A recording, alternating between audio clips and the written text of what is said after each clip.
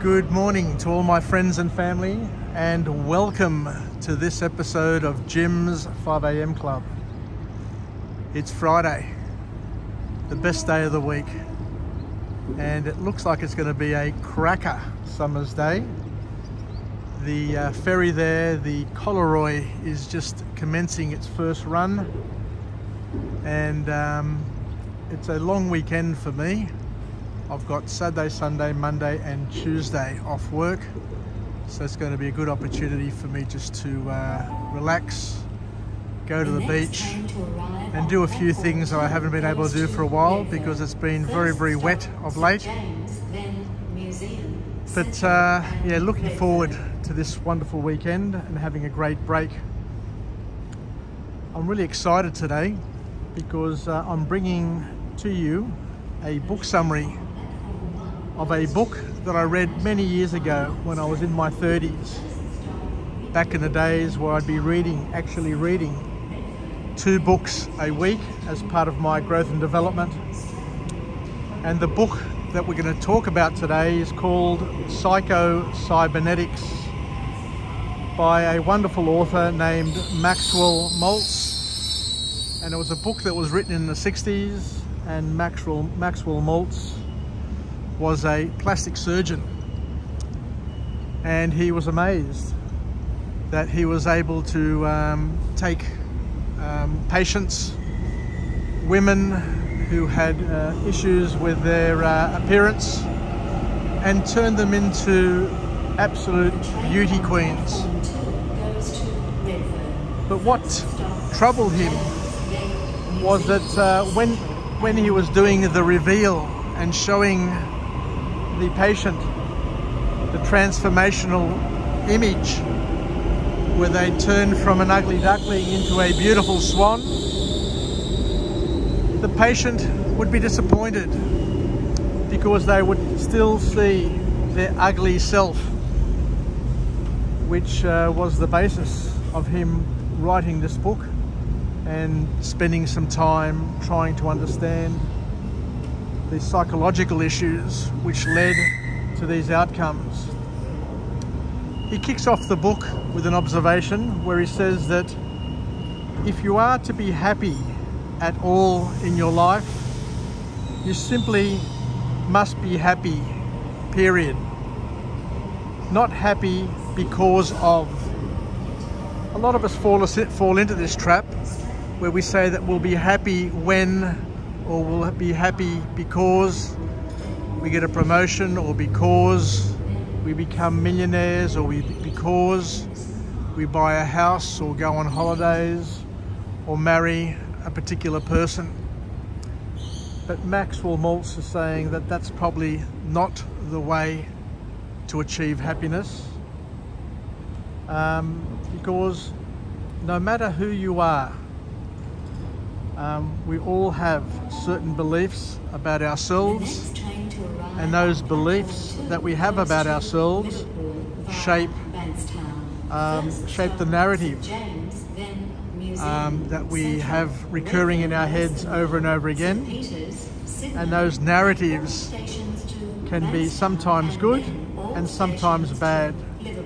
But regardless of those narratives, we need to understand that it leads to consequences, both negative and positive, and there are first, second and third level consequences that continue to shape our lives. So let's get on to the first formal point that comes from this book. We'll cover 3 key points and just see where it leads us. Where Maxwell Maltz continues to tell us that the way we act is because of the mental images that we've created of ourselves. So, those mental images that we have, the way we see ourselves, broadcast in the way we act and behave towards others. So it's important to understand that we have created the image or blueprint of ourselves based on all the experiences that we've had in our lives, so the compounding effect of those experiences and the way we describe those experiences to ourselves have created a mental image, an illustration of who we think we are. So we may have inherited a lot of those images. Those images may have been created by ourselves, or media, or other people, friends, family, bosses, other people have described our experiences to us and have ingrained and imprinted those images, whether or not they're positive or negative, onto our brains. So who you believe yourself to be dictates how we act.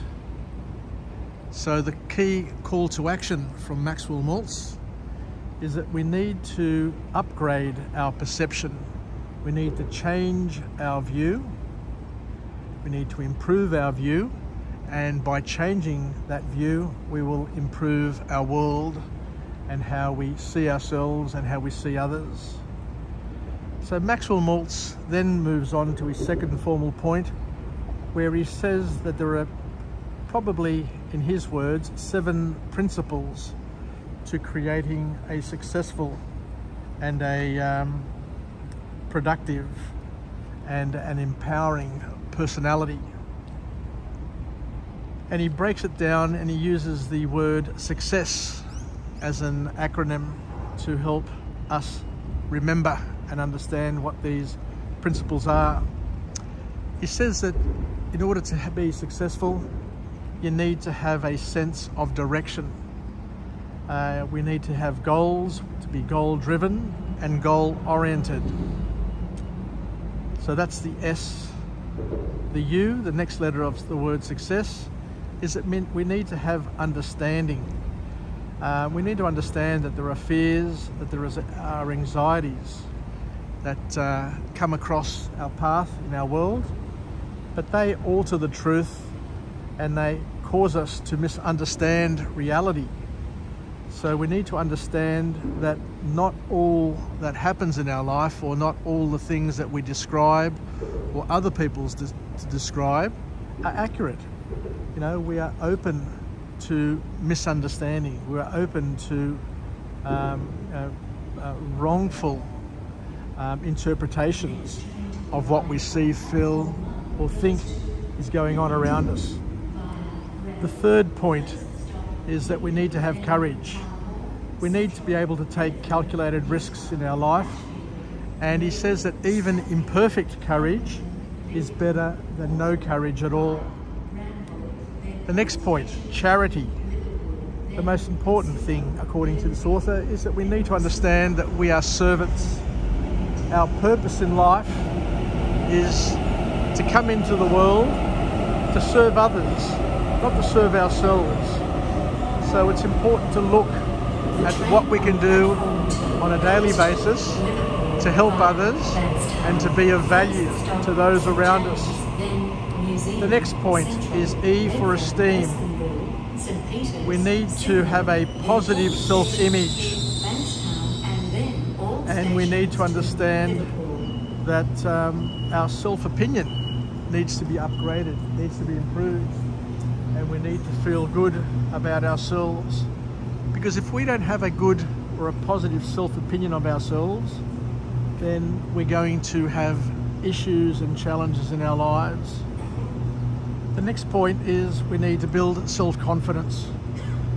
And self-confidence comes through, loving yourself, appreciating yourself, accepting yourself, embracing yourself, and backing yourself. And in order to do this, we need to forget past failures and to forgive those who have caused us issues, including ourselves.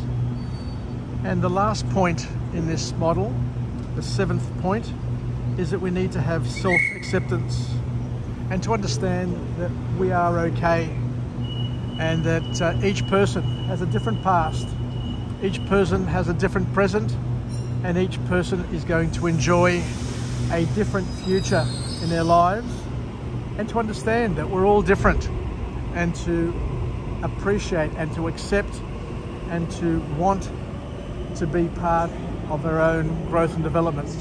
We need to be partners in our own growth and development. We need to back ourselves is the key point. Because the last point that comes out of this book is where the author says that how you care for your emotional well-being will determine how you become your best self. We need to put a moat around our sanity. It's our job, it's our responsibility, it's our duty to look after ourselves and to be there for ourselves. We have to understand also that emotional pain leads to emotional scarring. Just like physical pain, you fall over, you scratch your knee, that's physical pain, that's a physical injury, and a scar will grow over that injury to form a protection, to help you heal. Similarly, emotional pain potentially leads to emotional scarring, but that scarring is there to protect us, to protect our soul from the damage. But scars are what happen or what appear on our heart. But we need to understand one thing, and this is a very powerful message, and probably the key point that I'm getting out of this book summary today, that if you have scars on your heart, if you've got scars that have not healed your heart or healed on your heart, what it will do is it will distance you. It will lead to distance, distancing us from people, and actually becomes a wall which creates further scarring and further problems in our lives.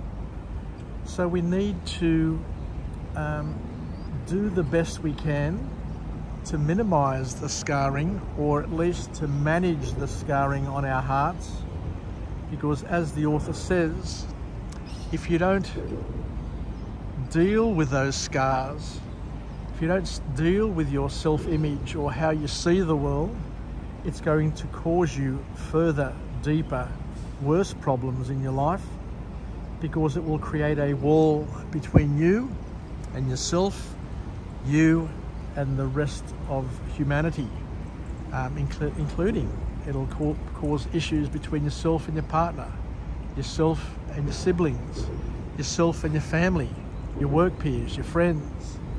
So whatever we do, according to the author, is we need to accept ourselves and learn to deal with those problems and that scarring that comes into our life.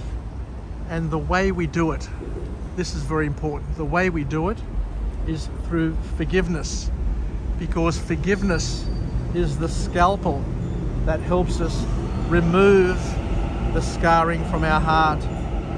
So the message is to learn to forgive, to learn to let it go.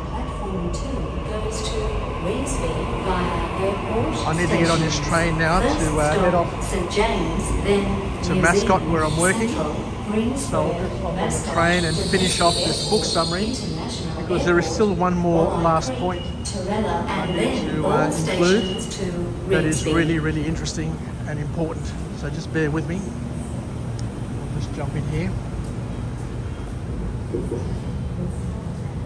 So the last point which comes from this author, now as we said, forgiveness is the key, and it's the scalpel which will remove the pain and suffering from our heart and enable us to continue to connect with others, to connect with God, and to connect with ourselves.